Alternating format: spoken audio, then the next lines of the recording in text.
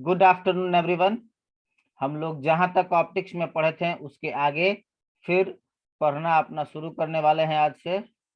ठीक है, तो ये हो गया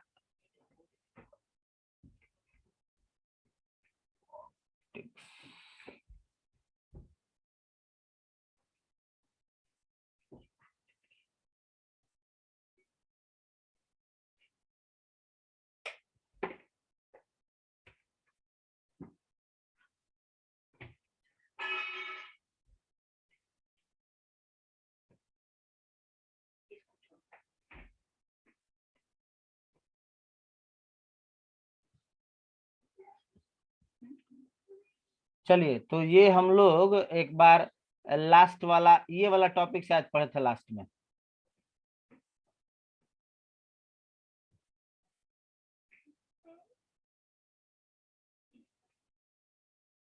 Aaradhya Aaradhya Kaushik, yes sir. Last day यही ना पढ़े थे बाबू हम लोग। Yes sir. चलिए, इसका वीडियो अवेलेबल है यूट्यूब चैनल पे, अपलोड हुआ था। Yes sir. जो लोग नहीं पढ़े इसका नोट्स भी भेज दिए थे ना हम। यस सर, भेजे थे। केवल इस पेज का नोट्स रिफ्रेक्ट। एक मिनट, मैं भी जरा ग्रुप में चेक कर लूं, एक मिनट कि नोट्स भेज दिया था मैंने कि नहीं।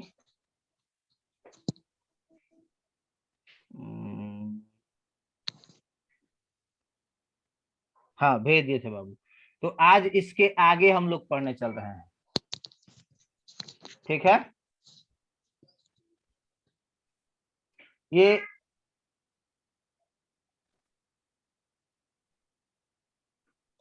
चलिए देखिए आपके सामने है focal length of a lens. वैसे हम लोगों ने फोकल लेंथ का फॉर्मूला पिछली बार निकाला था, अगर आपको याद है तो मैं यहाँ पे लिख दे रहा हूँ। फोकल लेंथ का फॉर्मूला था बाबू 1/f is equals to n minus 1। 1/f is equals to n minus 1 into 1/r1 minus 1/r2। ये ना फॉर्मूला आया था बाबू, इसको लेंस मेकर फॉर्मूला हमने कहा था। अब ये फॉर्मूला हम लोगों ने कब पढ़ा था? ये फॉर्मूला हम लोगों ने पढ़ा था जब लेंस के दोनों तरफ का मीडियम एयर था। जब लेंस के दोनों तरफ का मीडियम एयर था तब हम लोगों ने यह फॉर्मूला पढ़ा था 1/f is equal to n into n minus 1। ये n क्या था बाबू? ये हमारा n ये सॉरी, येलो कलर विजिबल नहीं होगा, ग्रीन कलर। तो ये n हमारा क्या था? ये n हमारा था रिफ्रैक्टिव इंडेक्स, RI लिख दे रहे हैं बाबू। रिफ्रैक्टिव इंडेक्स, लेंस जिस मटेरियल का बना हुआ था उसका रिफ्रैक्टिव इंडेक्स। और ये R1, रानी खातून रिकॉर्डिंग कर रहे हैं बाबू। R1 और R2 ये दोनों था लेंस का। जो ये ऐसे लेंस होता है, इस तरीके से लेंस, लेंस का दो सरफेस होता है ना बाबू, पहला सरफेस ये और दूसरा सरफेस ये। तो दोनों सरफेसेस के रेडियस ऑफ कर्वेचर हुआ करते थे। लेकिन आज देखिए, आज हमने आपके सामने क्या लिख रखा है? आज हमने लिख रखा है कि लेंस को द्रव में डुबा दिया गया है। द्रव में डुबाने पर लेंस की फोकस दूरी क्या होगी? Focal length of a lens और इमर्सिंग इन अ लिक्विड। एक लिक्विड में डुबा देने पर फोकस दूरी क्या होगी, ये हम लोग देखने चल रहे हैं बाबू। ठीक है, तो यहाँ देखिए हमने लिख रखा है वी नो दैट। थोड़ा सा हिंदी आज नहीं लिखे हैं हम, एक्चुअली अभी अभी स्लाइड बनाए हैं, तो बाइलिंगुअल बना पाना थोड़ा सा डिफिकल्ट काम था मेरे लिए आज। तो यहाँ देखिए बाबू, फॉर्मूला अभी जो हम लोग पढ़े थे इससे देखिए, हमने कहा कि we know that if F A is focal length of a lens in air ना। आप लोग नोट्स बनाते समय दोबारा वीडियो को देखिएगा, हिंदी में सुन के लिख लीजिएगा। हमने क्या लिखा है कि वी नो दैट मतलब हम जानते हैं यदि किसी लेंस की हवा में फोकस दूरी कितनी हो, एफ ए हो, तो ये फॉर्मूला है 1/FA is equal to n-1 into 1/R1 minus 1/R2। यहाँ देखिएगा n नहीं लिखे हैं हम, अभी अभी थोड़ी देर पहले फॉर्मूला लिखे थे वहां n लिखे थे, लेकिन अभी n नहीं लिखे हैं, अभी लिखे हैं NGA। NGA, इस NGA का मतलब क्या हुआ?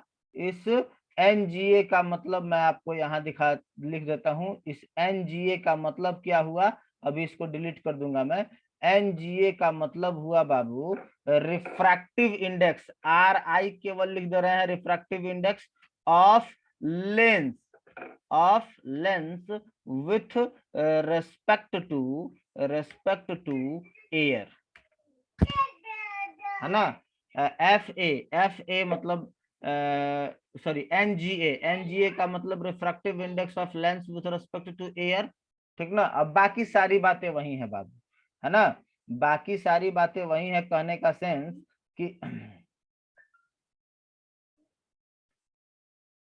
n-1 1/R1 माइनस 1/R2, यहाँ NG, अब NGA तो refractive index with respect to refractive index of lens, लेकिन अब कहिएगा सर लेंस है तो G कहाँ से लिख दिए हैं? तो हम लोग जानते हैं कि नॉर्मली लेंस ग्लास का बना हुआ होता है, तो हम अपने माइंड में यही मान के चल रहे हैं कि लेंस किसका बना हुआ है? तो ग्लास का बना हुआ है। लेंस किसका बना हुआ है बाबू? तो ग्लास का बना हुआ है, ठीक ना। अब फिर हमने देखिए अगले लाइन में लिख रखा है, यहाँ पे देखिएगा आप, यहाँ पे कि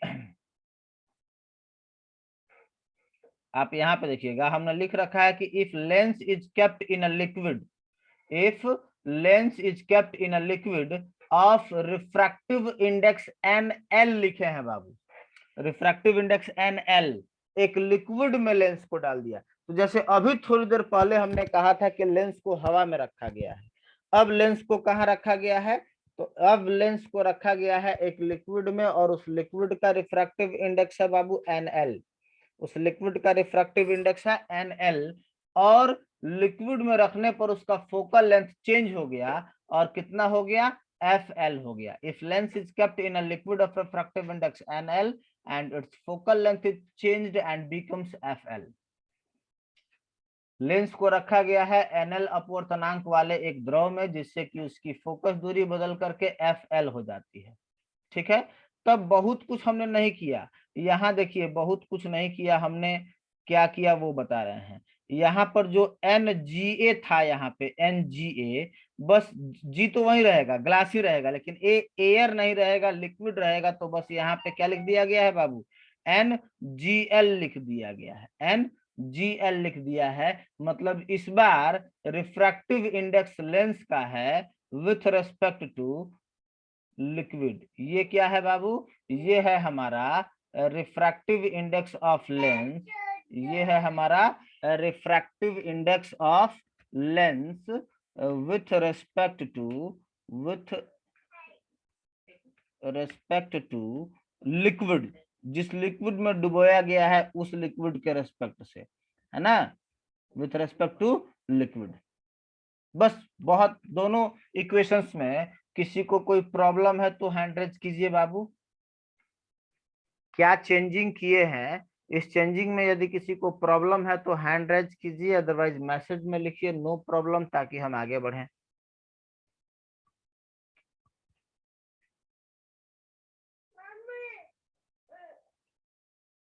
सुप्रिया बोलिए बाबू।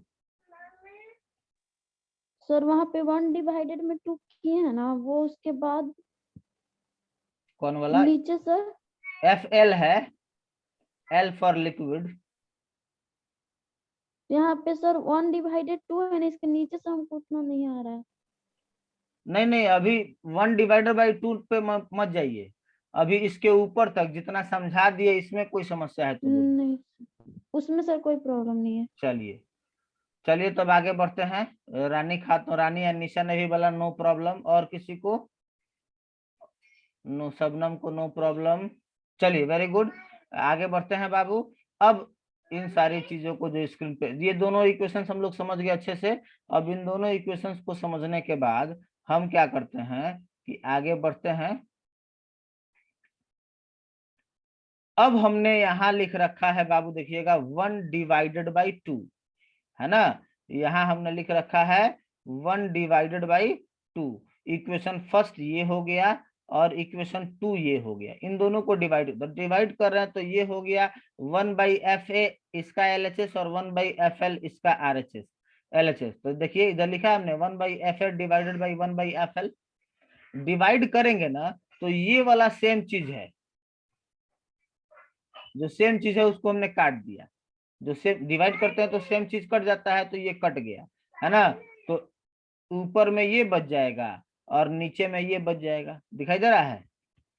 अब ये जो है 1/FA 1/FL तो ये उल्टा होगा, नीचे वाला जो है डिनोमिनेटर पोर्शन उल्टा होगा तो FL चला जाएगा ऊपर, FL/FA ये हो गया आपका फॉर्मूला। FL/FA है ना, ये आपका फॉर्मूला हो गया कि FL/FA इज इक्वल टू। अब बोलिए, अब किसी को प्रॉब्लम है तो बाबू हैंड रेज कीजिए।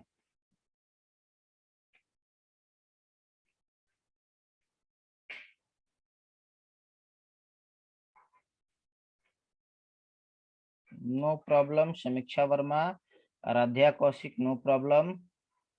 चलिए, अब ये हमारे पास फॉर्मूला बाबू न्यूमेरिकल आता है। इस फॉर्मूले पे एकदम निश्चित तौर पे आप रखिएगा, किसी कॉम्पिटेटिव एग्जाम को भी दे रहे हैं या आपके बोर्ड एग्जामिनेशन में भी न्यूमेरिकल आता है ना। लेकिन अब हमको एक और बात सोचना है कि हम लोग तो अभी हम लोगों ने फॉर्मूला पढ़ लिया कि focal length of lens on emerging in liquid में डुबाने पर लेंस की फोकस दूरी का फॉर्मूला क्या होगा। तो ये फॉर्मूला हम लोगों ने पढ़ लिया कि ये हमारा फॉर्मूला हो गया। सॉरी,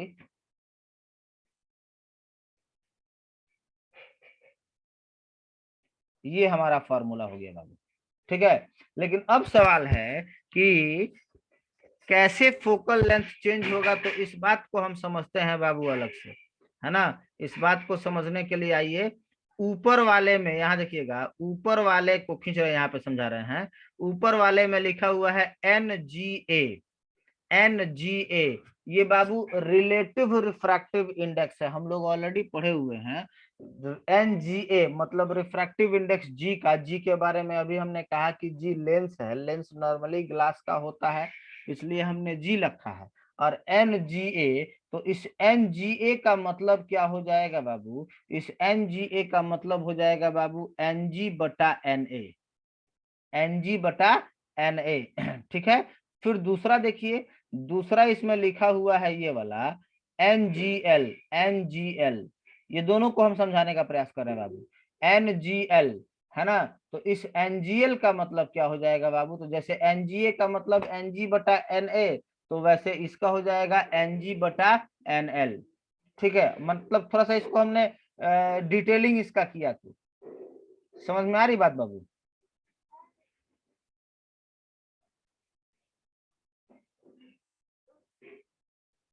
प्रॉब्लम किसी को?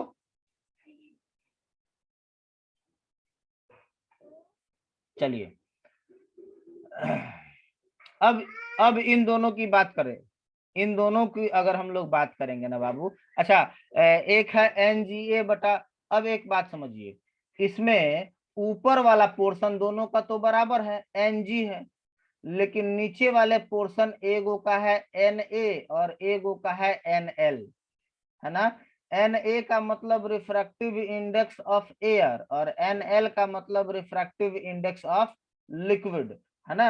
अब आप जानते हैं रिफ्रैक्टिव इंडेक्स ऑफ एयर के बारे में, Na जिसको कहा है हमने, यह रिफ्रैक्टिव इंडेक्स ऑफ एयर जो होता है किसके बराबर होता है, 1 के बराबर होता है, ठीक ना। तो इसका ये वाला पोर्शन जो है बाबू, ये तो 1 हो गया, Na जो है 1 हो गया, ठीक है।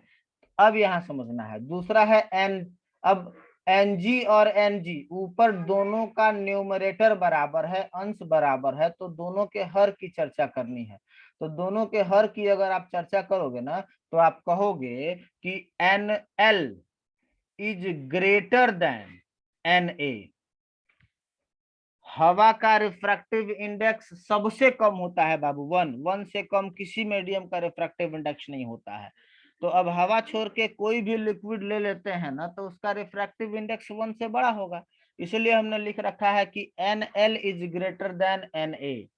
ठीक है। जब NL और Na बड़ा है, ध्यान समझना है, ये Na छोटा है, NL बड़ा है। आप जानते हो मैथमेटिक्स में जिस फ्रैक्शन का डिनोमिनेटर वाला पोर्शन छोटा होता है वो फ्रैक्शन बड़ा होता है, और जिसका डिनोमिनेटर बड़ा होता है वो फ्रैक्शन छोटा है होता है। मतलब कि रिफ्रैक्टिव इंडेक्स की यदि आप बात करो, सॉरी, यहाँ जैसे एग्जांपल के तौर पे समझिए 1/5 और 1/2 में 1/5 छोटा है, 1/2 बड़ा है। तो उस हिसाब से ये वाला क्या हो गया,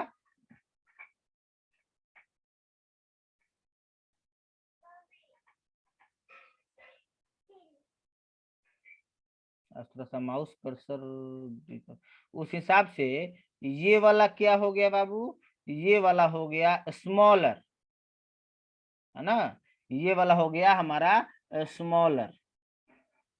ठीक है। और ये है क्या, फिर वापस आते हैं हम, फिर वापस आते हैं कि ये क्या है। तो यहाँ देखिए NGNA ये क्या था बाबू, ये था ऊपर वाला NGA, ये छोटा हो गया, ये बड़ा हो गया। आइए फिर से अब पूरी बात को लिखते हैं।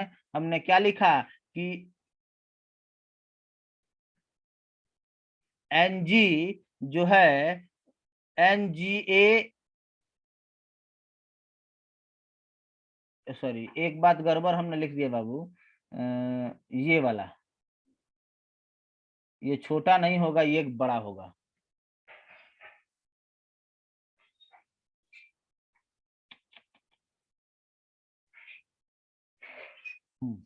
ये वाला जो है हमारा बड़ा होगा, ठीक ना।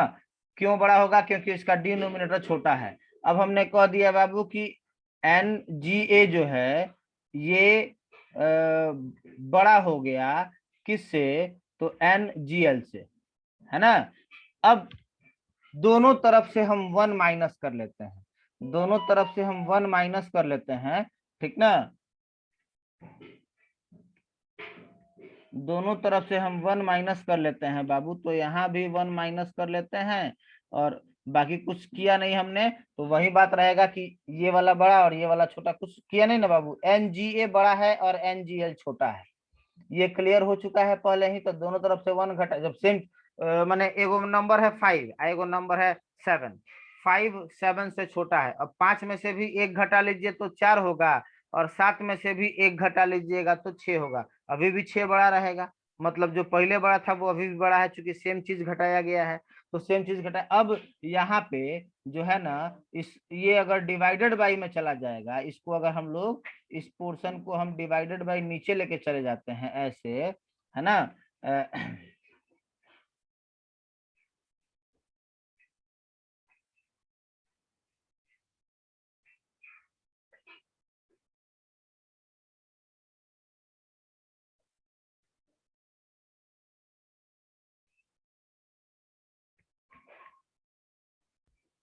इसके नीचे इसको लेके चले आते हैं,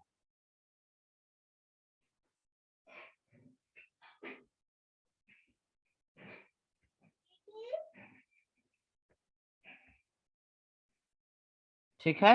ये कैसे आ गया बाबू, ये आ गया डिवाइडेड बाई के फॉर्म में, डिवाइड बाई का फॉर्म में आ जाएगा। तो ये अब साइन तो वैसा ही रहेगा,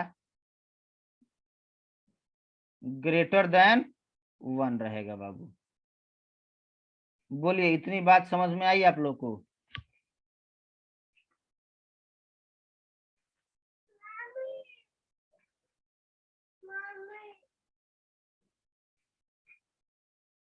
बोलिए जल्दी, प्रॉब्लम है तो प्रॉब्लम, हाँ आराध्या कौशिक, बोलो बाबू आराध्या। सर आप ऊपर वाले इक्वेशन में बताए कि एयर सबसे छोटा रिफ्लेक्टिव बिल्कुल, इंडेक्स है, तो एयर, वो यहाँ देखिए एयर जो है तो ना वो छोटा होगा। वो एयर का रिफ्रैक्टिव इंडेक्स छोटा होता है, सबसे छोटा। तो ये कहाँ है, हर में ना है, यस यहाँ सर। NG/Na लिखा हुआ है, तो हर में है। तो अगर कोई फ्रैक्शन है, दो फ्रैक्शन, उसका हर देखा जाए, अंश बराबर है, देखिए दोनों का डिनोमिनेटर न्यूमरेटर जो पार्सन जो है बराबर है, NG। Yes sir. अब दोनों के हर ना अलग अलग है डिनोमिनेटर, तो जिसका हर छोटा होता है वो फ्रैक्शन बड़ा होता है। तो यहाँ पे एयर का रिफ्रैक्टिव इंडेक्स छोटा है इसलिए फ्रैक्शन बड़ा होगा। हमने एग्जांपल समझाया कि 1/2 और 1/5 में 1/2 बड़ा होगा, 1/5 छोटा होगा, सॉरी 1/2 छोटा होगा, 1/5 बड़ा होगा। यस ठीक है, यस सर। और किसी को प्रॉब्लम बाबू? प्रियम बोलिए क्या प्रॉब्लम है? प्रियम, प्रॉब्लम होने पर बाबू हैंड रेज किया जाता है, पहले भी बताए हैं, ताकि हम तुरंत आपको अनम्यूट कर पाएंगे। बोलिए प्रियम, अनम्यूट करिए। प्रॉब्लम नहीं है तो यस सर लिखे थे आप। सर। तो आप पूछे थे नहीं किसी को प्रॉब्लम नहीं ना है, तो हम लिखे थे यस सर। यस सर का मतलब प्रॉब्लम है, नो सर का प्रॉब्लम नहीं है, नो प्रॉब्लम। अरे नहीं, आप मतलब बोले थे कि सबको समझ में आ गया ना, तो चलिए हम लिखे ठीक थे ठीक यस है, सर। उसका no सर ठीक कैसे है। लिखते? अब एक छोटा सा काम और बाकी रह गया है, उसको किया जाए।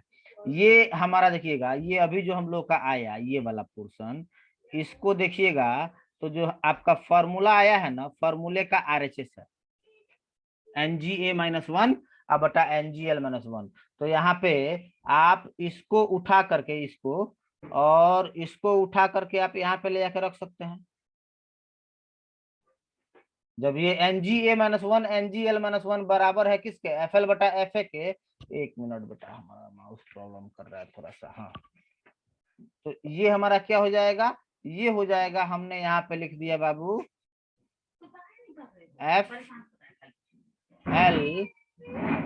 बाई FA,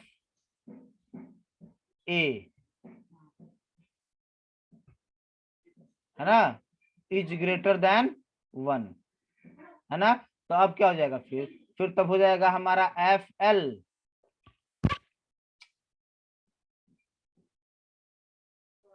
फिर हो जाएगा हमारा FL is greater than FA।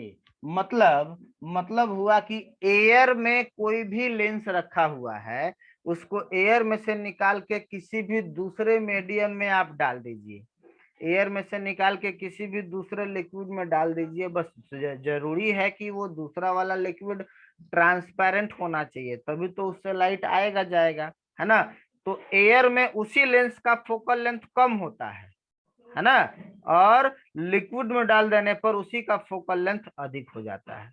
तो बड़ा ही इंपॉर्टेंट टॉपिक है बाबू, खास करके यदि आप आने वाले समय में किसी भी तरह के कंपटीशन की तैयारी करना चाहते हैं, जैसे 11th-12th के बेस्ड पर NDA होता है, उसकी तैयारी करना चाहते हैं, या फिर नीट और JEE की तैयारी करना चाहते हैं, तो उसके लिए यह बड़ा जरूरी है। ठीक है, आज बड़ा जल्दी टाइम खत्म हो गया, हम थोड़ा सा बात भी कर रहे थे। और एक बार आपको फिर से याद दिला दे हम कि क्लासेज आपका ये वाला 2:30 बजे वाला क्लास चलता रहेगा। ये तब तक चलेगा बाबू जब तक कि पूरा हमारा ये ना हो जाए। एक काम कीजिए, आप सभी फिलहाल स्क्रीनशॉट ले लीजिए, चूंकि बाद वाली बातें चाहे छोड़िए, कल हम इसका नोट्स कल भेजेंगे, आज नहीं भेजेंगे, कंप्लीट करके तब कल भेजेंगे। ठीक है, तो हमने कहा कि ये वाला क्लास हम लोग का चलता रहेगा। अब सारा सेटिंग लगभग हो चुका है कोचिंग पर। थोड़ा सा यूट्यूब पर जो लाइव क्लास आप लोगों को मिल रहा है, उसमें एक छोटी सी समस्या अभी रह गई है। वो समस्या है प्रॉपर लाइटिंग नहीं मिल पा रही है हम लोगों को, है ना।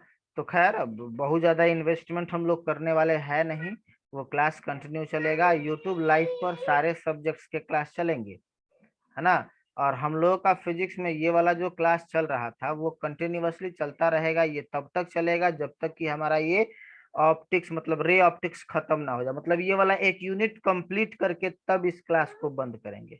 तो हम लोग कल से फिर इसी समय पे जुटेंगे, 2:30 बजे हम लोग मिलेंगे कल से, 2:30 बजे हम लोग मिलेंगे कल से, और फिर इसको आगे बढ़ाएंगे। ये जो टॉपिक हमने आज पढ़ा था थोड़ा सा कॉम्प्लेक्स था, इसलिए आज हम लोग स्लो भी हो गए और एफिशिएंसी थोड़ी सी कम हो गई है आज हमारी किसी कारण से।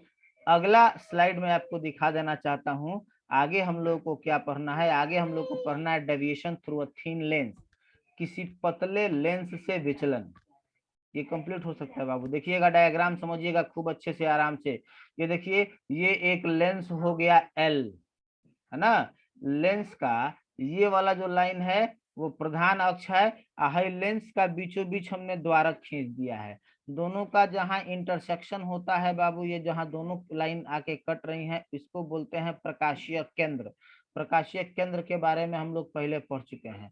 चलिए, प्रधान अक्ष पर एगो बिंदु हमने ले लिया O, इससे प्रकाश की एक किरण लेके चलते हैं जो पॉइंट A पर जा रही है। अगर यह लेंस नहीं होता, अब यहाँ पे एक और बात समझने वाली है। अभी इसके पहले हम लोग लेंस से रिफ्रैक्शन को देखे थे, तो 2 बार रिफ्रैक्शन होता था बाबू। हम आपको याद दिला दें, 2 बार रिफ्रैक्शन का मतलब एक बार रिफ्रैक्शन कहाँ होगा, यहाँ जब इंटर करेगा तब, और एक बार कहाँ होगा, यहाँ जब बाहर निकलेगा तब। माने एक बार रिफ्रैक्शन यहाँ होगा, एक बार यहाँ होगा, एक बार यहाँ होगा, एक बार यहाँ होगा। 2 बार रिफ्रैक्शन होता भी 2 बार ही है, लेकिन हम लोग जो है अपनी सुविधा के लिए अब एक ही बार रिफ्रैक्शन हम लोग दिखाते हैं। और वो कहाँ से दिखा रहे हैं बाबू, अब बीच में देखिए, जहाँ इंटर कर रहा है वहां पर हमने रिफ्रैक्शन नहीं दिखाया है, अब बीच में दिखाते हैं। अब फिर यहाँ देखिए, अगर लेंस नहीं होता तो यह लाइन यह रे सीधे ऐसे निकल जाता, डॉटेड लाइन से हमने दिखा रखा है, लेकिन रिफ्रैक्शन के कारण यह इधर चला आया और ओ का इमेज बन गया बाबू आई पर। ठीक है, अब ये देखिए, जो ब्लू कलर का लाइट आपको दिखाई दे रहा है, इसको हम लोग कहते हैं इंसिडेंट रे। ये इसी डॉटेड रे के डायरेक्शन में आगे बढ़ता है। ये जो रेड कलर का लाइट है, ये 2 बार रिफ्रैक्शन होने के बाद बाहर निकलता है, इसको हम लोग कहते हैं इमर्जेंट रे। इंसिडेंट रे और इमर्जेंट रे के बीच जो डायरेक्शंस का एंगल है, इसको हम लोग कहते हैं एंगल ऑफ डेविएशन, विचलन कोण, जिसको हम लोगों ने डेल्टा से डिनोट किया है। ठीक ना, ये दोनों एंगल O पर और I पर, ये दोनों एंगल हम अपने मन से मान लेते हैं बाबू अल्फा और बीटा। यही बात यहाँ लैंग्वेज में लिखा हुआ है, इंग्लिश में भी हमने यहाँ लैंग्वेज में लिख दिया हुआ है। ठीक है बाबू, अब देखिए यहाँ पे आप देखिएगा ना, एगो ट्रायंगल बना है OAI, एक त्रिभुज बना हुआ है बाबू। इस त्रिभुज OAI में ये डेल्टा जो है वो बहिष्क कोण है, एक्सटेरियर एंगल है। तो एक्सटेरियर एंगल जो होता है वो सामने वाले इंटीरियर एंगल्स के सम के बराबर होता है। पहले भी इस थ्योरम का हम लोग यूज कर चुके हैं। ठीक ना, तो अब आइए देखिएगा, from figure exterior angle delta बराबर अल्फा प्लस बीटा।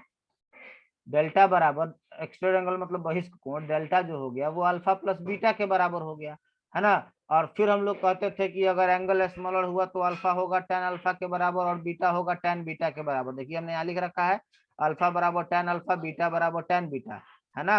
अल्फा बराबर, यहाँ देखिए, ये अल्फा बराबर tan अल्फा और यहाँ बीटा बराबर tan बीटा। फिर फिगर से tan अल्फा निकालते हैं, यहाँ tan अल्फा निकला हुआ है, बना हुआ है, तो परपेंडिकुलर बाई बेस माने AP बटा PO। देखिए tan अल्फा की जगह पे AP बटा PO, वैसे ही tan बीटा की जगह पे परपेंडिकुलर बटा बेस माने AP बटा PI, AP बटा PI। अब देखिए, ये इस AP को हमने मान लिया हाइट ऑफ लेंस H, तो दोनों AP की जगह पे H लिख दिए हैं। और ये PO क्या है, तो ऑप्टिकल सेंटर से, प्रकाशीय केंद्र से वस्तु के बीच की दूरी को हम लोग वस्तु दूरी कहते हैं, U से डिनोट करते हैं, सामने है इसलिए माइनस में लिख दिया, तो H बटा माइनस U। और ये हो गया PI, हमारा हो गया प्रतिबिंब दूरी, तो H बटा V। अब इन दोनों, अब फिर से आते हैं इक्वेशन फर्स्ट से। LHS में है डेल्टा और अल्फा, तो अल्फा के जगह पे अल्फा का जो वैल्यू आया है वो रख दिया हमने यहाँ पे, है ना। उसके बाद अल्फा, अल्फा का जो वैल्यू है वो अल्फा के, फिर यहाँ पे प्लस बीटा है, तो बीटा के जगह पे बीटा का वैल्यू रख देते हैं। फिर H कॉमन कर लिए, दोनों में है कॉमन, तो यहाँ बचेगा बाबू 1/-U, यहाँ बचेगा 1/V। अब देखिए, प्लस वाले को पहले लिख दिए, 1/V को पहले लिख दिए, माइनस में 1/U को बाद में लिख दिए। 1/V माइनस 1/U बराबर 1/F होता है, तो ये डेल्टा बराबर H/F, ये हमारा डेविएशन के लिए ये निकल गया, सॉरी, ये हमारा फॉर्मूला निकल गया किसके लिए, डेविएशन के लिए। डेल्टा डेविएशन को कहते हैं, कितना विचलित हुआ, है ना। और डेविएशन कहते किसको हैं, इस बात को हमने बताया बाबू कि इंसिडेंट रे और इमर्जेंट रे के डायरेक्शंस के बीच का जो एंगल होता है, उस एंगल को हम लोग कहते हैं डेविएशन। अब आप बताइए बाबू, यदि इस टॉपिक में किसी को समस्या हो, बड़ा ही आसान टॉपिक था, किसी को कोई समस्या हो तो बताइए।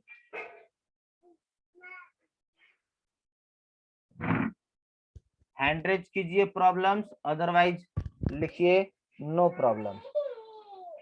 प्रियम राय को कोई प्रॉब्लम नहीं है, नोट्स वगैरह बन रहा है ना बाबू सब लोग। सुप्रिया हैंड रेज की है बाबू, सुप्रिया, बोलिए सुप्रिया। सर वहाँ पे h/f लास्ट में ही नहीं समझ में आया, वहाँ पे h/f आही कैसे हो गया? अल्लाह, ई का हो गया 1/v बराबर 1/v माइनस 1/u ओ बराबर हाँ सर 1/f। समझ गए, आए हाँ समझ गए, और समझ बोलिए। गए। चलिए बहुत बहुत धन्यवाद। और बोलिए किसी को प्रॉब्लम है तो। चलिए नो प्रॉब्लम, रानी निशा नो प्रॉब्लम, शबनम को प्रॉब्लम नहीं, आराध्या नो प्रॉब्लम, प्रियम राय, सौरभ कुमार नो प्रॉब्लम। चलिए 1 से 2 दिनों का क्लास और है, हमारा रिफ्रैक्शन टॉपिक खत्म हो जाने वाला है ना। अभी लेंस में 2-4 और बातें पढ़ेंगे। अभी तो लेंस में है जो इधर वाला पार्ट है ना, इस पार्ट को, एक तरफ के पार्ट को हम लोग क्या कर देंगे, कलई कर देंगे, रजतित कर देंगे, ठीक है। तो लेंस में अभी मैंने 1 से 2 दिनों का क्लास और है, हम लोग का रिफ्रैक्शन वाला पार्ट खत्म हो जाएगा। और रिफ्रैक्शन के बाद हम लोगों का जो बड़ा टॉपिक होगा वो होगा डिस्पर्सन ऑफ लाइट, ठीक ना। रे ऑप्टिक्स में बेसिकली इन्हीं 3 फेनोमेनाज के बाद 3 क्या, इनफैक्ट अभी तक क्या क्या आप पढ़ चुके हैं, रिफ्लेक्शन पढ़ चुके हैं, ये रिफ्रैक्शन खत्म हो रहा है, इसी में टोटल इंटरनल रिफ्लेक्शन भी आपने पढ़ा। फिर इसके बाद जो चैप्टर शुरू होगा उसमें हम लोग पढ़ेंगे बाबू dispersion of light, scattering of light, ठीक ना।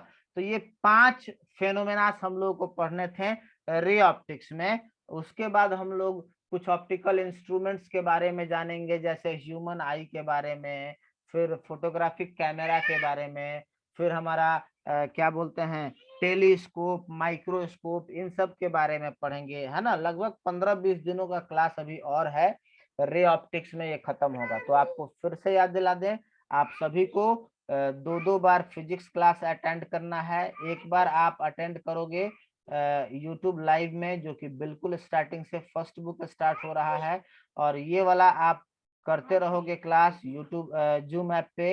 ये इसका वीडियो मेरे पर्सनल चैनल पे मिलेगा जैसे पहले मिलता था, और यूट्यूब लाइव क्लास आपको मिलेगा कोचिंग के इस पे चैनल पे। और दूसरी बात कि आप लोग अधिक से अधिक लोगों को जोड़िए बाबू, यूट्यूब लाइव में लोगों के बीच में इंफॉर्मेशन दीजिए, है ना। 11th क्लास भी हम लोग स्टार्ट करने वाले हैं, तो मान लीजिए 11th क्लास पढ़ने वाले लोग हमसे जुटेंगे तब ना उसका कोई बेनिफिट होगा। तो अधिक से अधिक लोगों को आप इंफॉर्मेशन दीजिए, ऐड कीजिए, ताकि वो लोग भी बेनिफिट उठा सके और हम लोग को भी मजा आए पढ़ाने में कि भाई चलो आज 10 लोग हैं, आज 15 लोग हैं, आज 25 लोग हैं। आपके 12th वालों में तो 50 से ऊपर मिनिमम स्ट्रेंथ होना चाहिए था, लेकिन ये देखते हैं कि 20 के आसपास का स्ट्रेंथ रहता है, ठीक ना। और दूसरी बात कि हो सकता है कि जो चीजें हम लोग लाइव क्लास में पढ़ाएं वो चीजें हम लोग ऑफलाइन क्लास में नहीं पढ़ाएं।